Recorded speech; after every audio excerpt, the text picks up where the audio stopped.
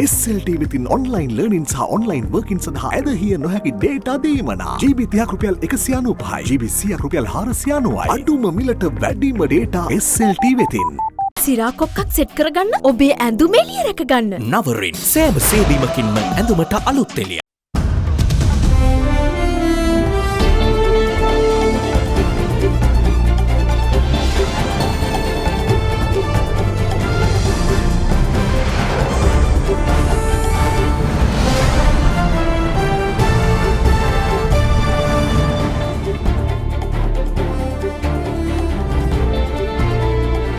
ආයිබෝවන් ඔබෙක් වන්නේ අද දෙරණ දහවල් 12:30 මධ්‍යහන ප්‍රධාන ප්‍රවෘත්ති විකාශය සමගින් ප්‍රථමයෙන් අවධානය ප්‍රධාන ප්‍රවෘත්ති සිරස්තල වෙන.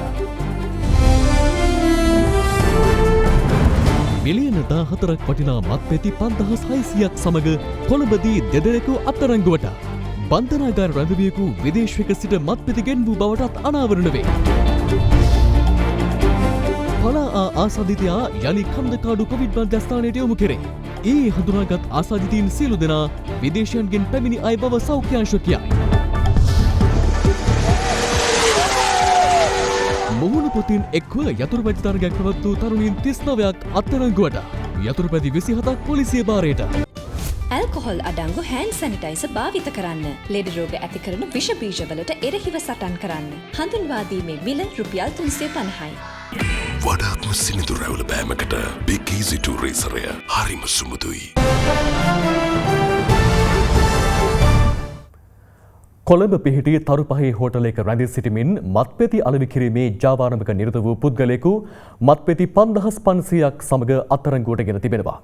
ඊට සම්බන්ධ තවත් පුද්ගලයෙකු තවත් මත්පැති 100ක් සමග අත්අඩංගුවට ගෙන ඇති අතර මෙම ජාවාරම සිදු කර ඇත්තේ බන්ධනාගාරගත රැඳවියෙකුගේ මෙහෙයවීම මත බවයි පොලිසිය සඳහන් කළේ. විදේශයන් හිස් සිට මෙරටට බහණ්ඩ ගෙන්වා බෙදා හැරෙන සමාගමක් හරහා ගෙන්වා ඇති අදාළ මත්පැති 5600 වටිනාකම රුපියල් මිලියන 14ත් 28ත් අතර වන බව පොලිසිය පැවසුවා.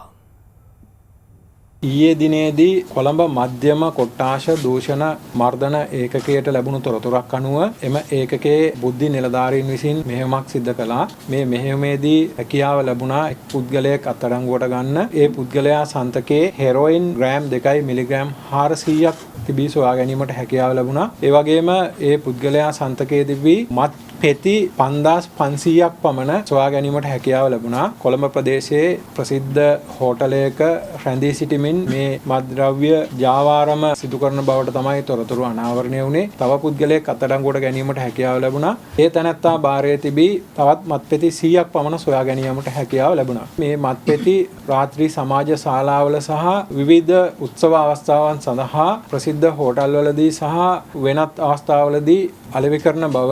මේ අලෙවි කිරීම කරන අවස්ථාවලදී මේ එක් මත් පෙත්තක් රුපියල් 2500ත් 5000ත් අතර ප්‍රමාණයකට අලෙවි කරන බව දැනට අනාවරණ වෙලා තියෙන තොරතුරු අනුව වාර්තා වෙනවා. මෙම මත්පෙති ජාවාරම බන්ධනාගාරගතව සිටින සැකකරුවෙකුගේ මෙහෙයවීම මත සිද්ධ වෙන බව තමයි අනාවරණය වෙලා තියෙන්නේ. ඒ වගේම මේ දක්වා ශ්‍රී ලංකා පොලිසියට අනාවරණය නොවූ ආකාරයට මෙවර මෙම මත්පෙති ලංකාවට ආනයනය කරලා තිබෙන බව අනාවරණය වෙන්නේ කුරිය සමාගමක එසේ නැත්නම් ලංකාවට භාණ්ඩ ගෙන්වා බෙදා හැරීම සඳහා සේවා සපයන සමාගමක ආශ්‍රයෙන්. ඒ අනුව නවතම උපක්‍රමය තමයි මෙවැනි කුරිය සමාගම් හරහා මත්පෙති මත්ද්‍රව්‍ය ලංකාවට ගෙනල්ලා බෙදා හැරීම. ඔවුන්ගේ වෙළඳපොළ තියෙන්නේ ලංකාවේ තරුපන්තියේ හෝටල්වල සහ ඒ ආශ්‍රිතව පැවැත්වනු ලබන විවිධ සමාජ ශාලා සහ විවිධ උත්සව ආදී සංවිධානය කරන අවස්ථාවලදී තමයි. ඒ අනුව එවැනි ස්ථානවල තමයි මේ මත්ද්‍රව්‍ය අලෙවි කර බවට මේ වෙන විට වාර්තා වෙලා තියෙනවා.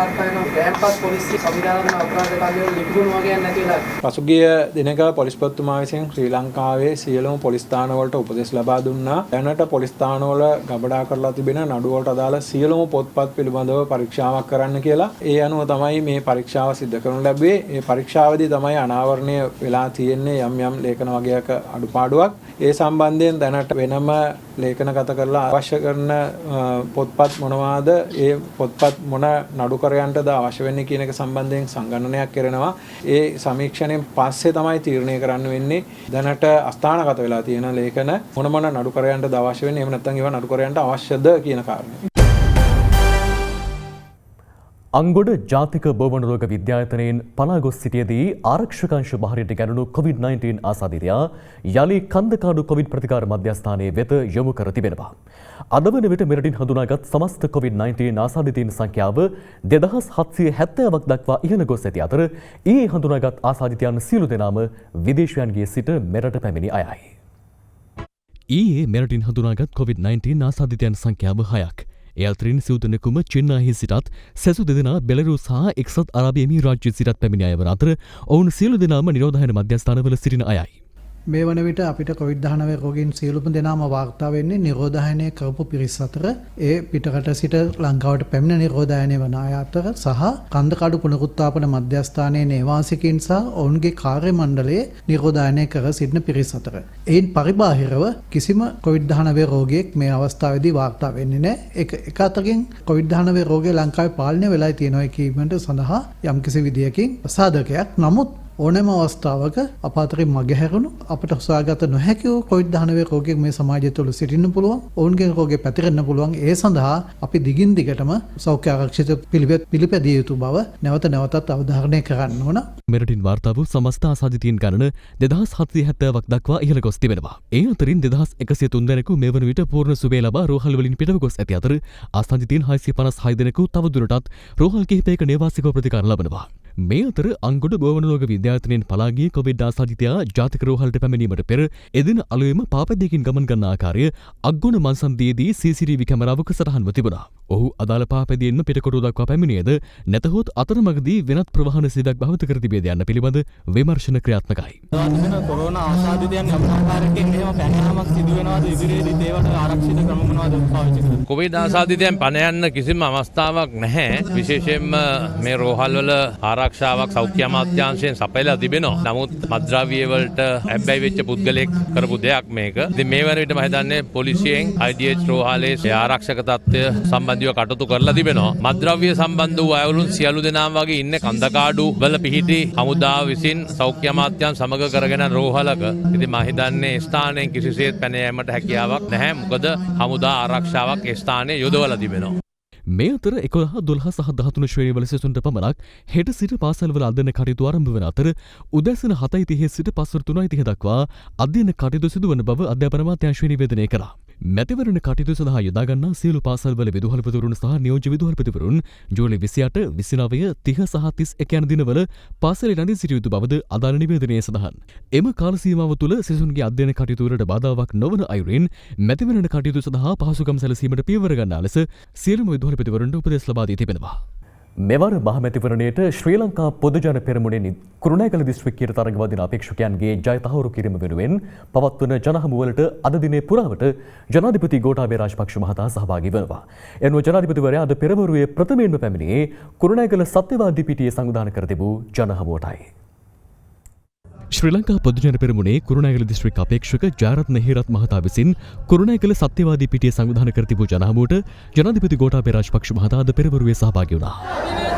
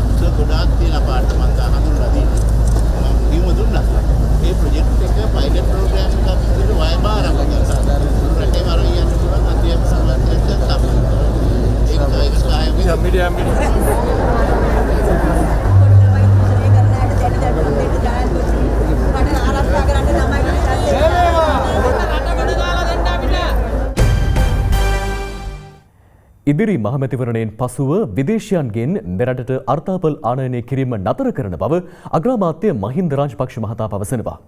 වැලිමඩ බොරලන්ද ප්‍රදේශයේ ඊයේ පස්වරුවේ පැවති ජනහමුවකට එක්වමින් අග්‍රාමාත්‍යවරයා මේ බව සඳහන් කළා.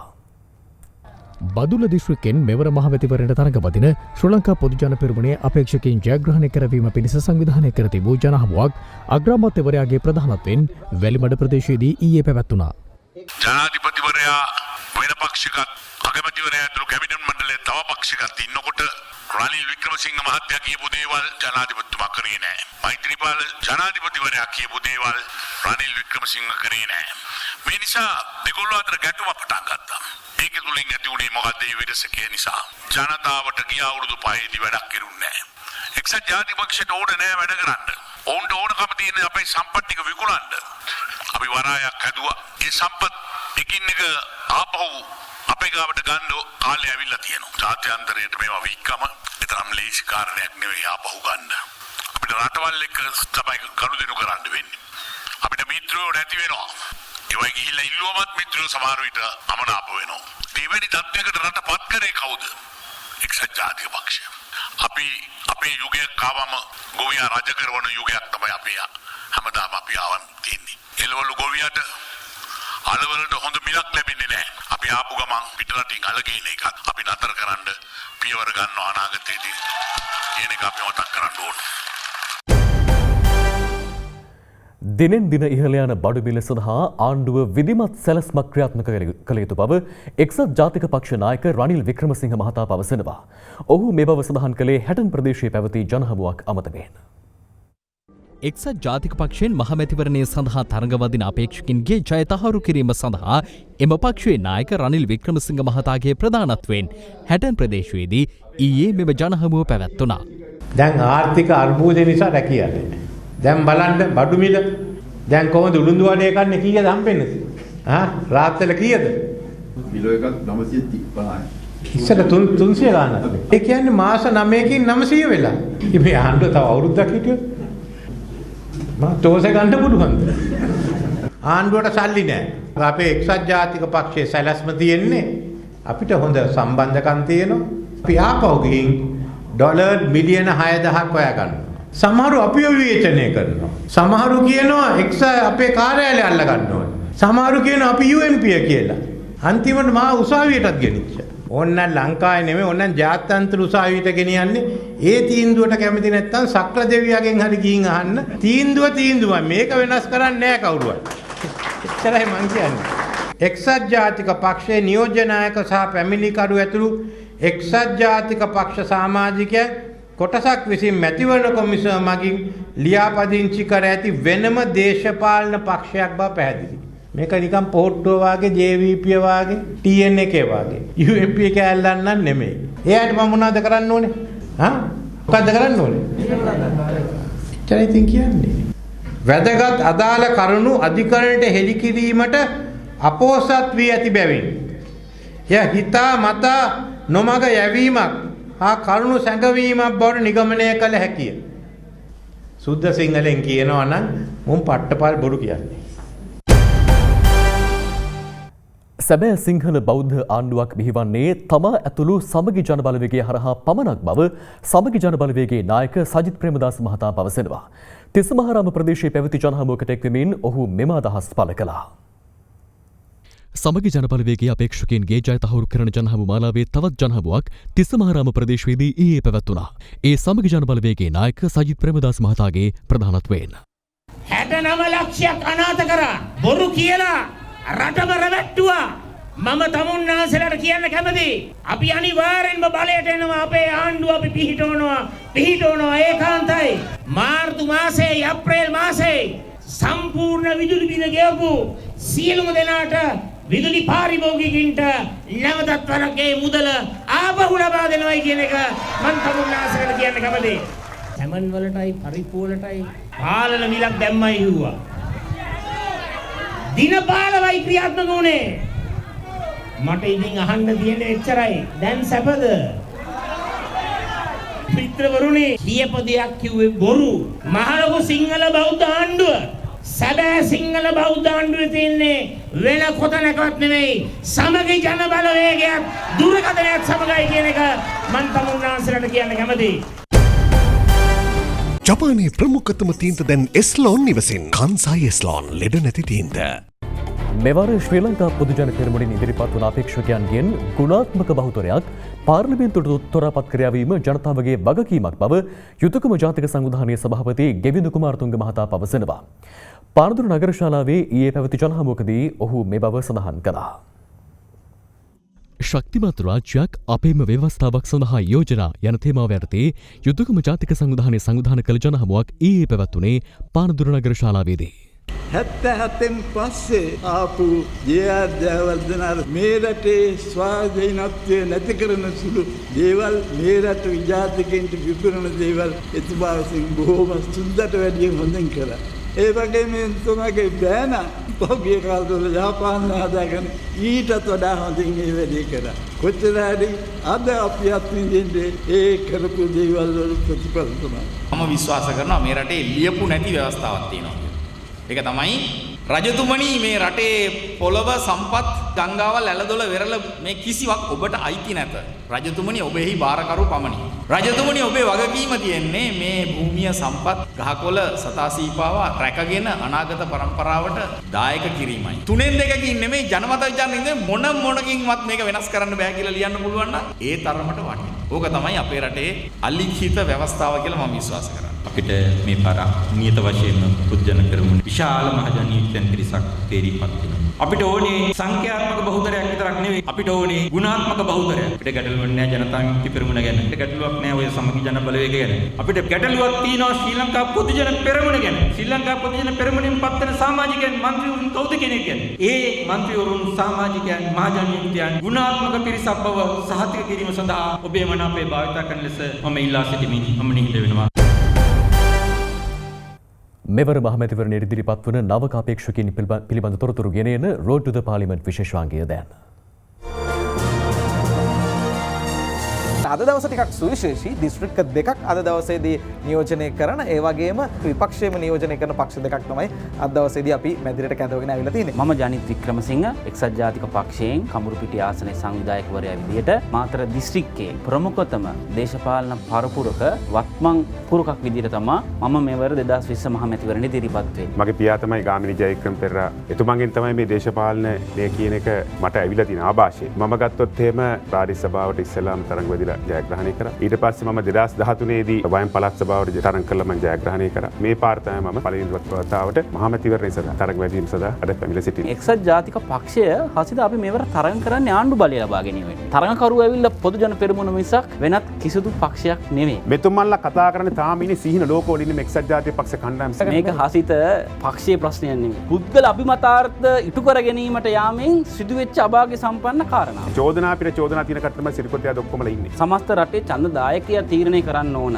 කවුද හරි කාටද දූෂණ චෝදනා තියෙන්නේ කාටද තියෙන්නේ නැත්තේ. 2015 දී අපි බලය අරන් දුන්නේ මොනවටද? චෝදනා කරුවන්ට කූඩුවට නග්ගන්න කියලා. හැබැයි 2019 වෙනකම්ම එකම එක චෝදනාවක්වත් නැතුව එක්කෙනා කූඩු කරාද? ඒකට හරි කැබිනට් මණ්ඩලයේ සාමූහික වගකීමක් තියෙනවා. මේ කියන කැබිනට් එකේ සජිත් ප්‍රේමදාස ඔබතුමාලගේ නායකයෙක් දැන් හිටියා ඒ කැබිනට් එකේ. සියලු දෙනා වෙනුවෙන් වගකී යුතුයි. මට පුළුවන් නම් කියන්න පහස්ස ප්‍රාදේශ සභා මන්ත්‍රී දාතින සංවිධායකකමට දන්නේ නැතිනම් දාතින සංවිධායකයට මේ පාර කවදාවත් මේ එක්සත් ජාතික පක්ෂෙ උන්නේ නැහැ. 1977 UNP එකෙන් පාර්ලිමේන්තුවට ආවේ. එදා අලුත් චරිත. අද ඒ අවස්ථාව තමයි වත්මන් නායකතුමා අලුත් චරිත වලට අවස්ථාව දීලා තියෙන්නේ. ජේ.ආර්. ජයවර්ධන මැතිතුමා බිම්මට්ටමට ගිහින් වැඩ කරන්න ගත්තේ. ඒකෙන් තමයි ওই තරුණ නායකයෝ 77 බලය ගත්තේ.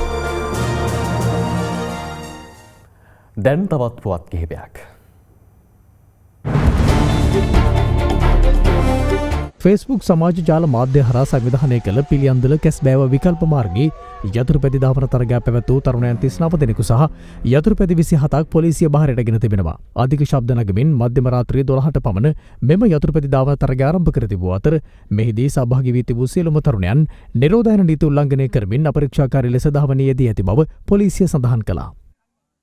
විදේශයන්ගෙන් එතනෝල් ආනයනය කිරීමට විරෝධය පළ කරමින් සෙවනගල උග්ගොවි සේවක එකමුතුව ඇඹිලිපිටියේදී ඊයේ විරෝධතාවක නිරත වුණා. ඔබට පොරොන්දුවක් දෙනවා මොනම හේතුවක් නිසාවත් අපි අපේ නිෂ්පාදනයේ තියෙන තාක්කල් එතනෝල් රටින් ගේන්න දෙන්නේ නැහැ. මහනුවර ශ්‍රී දළදා මාලිගාවේ ප්‍රථම කුමල් පෙරහැර ඊයේ රාත්‍රී 7:14ට යෙදුණු සුබ මොහොතින් වීථි සංචාරය කෙරුණා.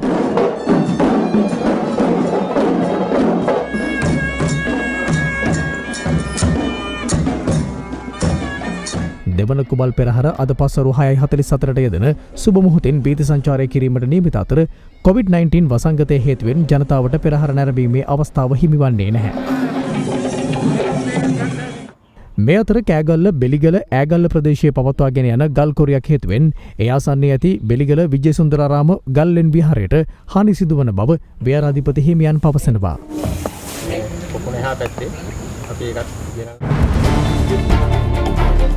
එත් සමගින් ප්‍රවෘත්ති අවසන්. සුබ දවසක්.